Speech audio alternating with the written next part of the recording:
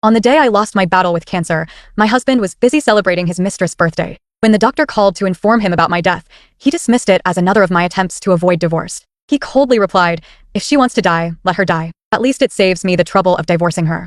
But fate had other plans. A documentary about my fight against cancer unexpectedly went viral, and news of my death spread across the internet. Only then did he realize the gravity of the situation and rushed to the hospital. When he saw my lifeless body, he broke down in tears, crying, "Wendy, I'm sorry. I was wrong." But it was too late. I would never come back to hear his apologies. 3 years of marriage to Terry Shane, followed by 2 years of separation. His globetrotting with Catherine Lynn made me the laughingstock of our social circle. A month ago, we met for the last time. I told him I was unwell, hoping he'd stayed. Instead, he rushed in, tossed divorce papers at me, and left, saying coldly, "Next time we meet, I hope it's because you've agreed to divorce." Now, I'm in a hospital bed, cancer eating away at me. The pain is unbearable. The doctor holds a phone to my ear, pleading for someone to answer. I listen to the cold ringtone, despair growing with each unanswered ring.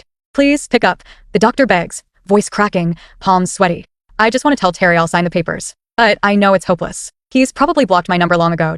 Staring at the bland ceiling, I feel the last of my hope fade. I give up, knowing he'll never come. The heart monitor flatlines with a long beep. Silent tears roll down my cheeks. Terry will probably be relieved when he hears I'm gone. I jolted awake, finding myself back in the home I once shared with Terry. There he was, the man I'd longed for, mindlessly scrolling through his phone on the sofa. Instinctively, I called out, "Terry." No response. I stepped closer, only to pass right through him. The chilling realization hit me.